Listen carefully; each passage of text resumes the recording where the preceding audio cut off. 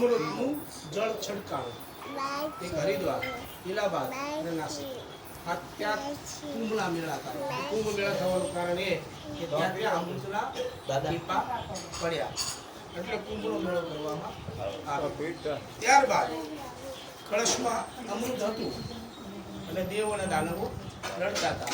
પછી ભગવાન વિષ્ણુને થયું કે આ રીતે બાદ છે તો કોઈના હાથમાં આવશે નહીં. એટલે ભગવાને વિશ્વ સુંદરીનું રૂપ ધારણ કર્યું, મોહિની. બરાબર, ભગવાને 3 વખત મોહિનીનું રૂપ ધારણ કર્યું, સ્ત્રીનું રૂપ ધારણ કર્યું. એક વખત બ્રહ્માના પુત્ર નારદને બુદ્ધિ આપવા માટે.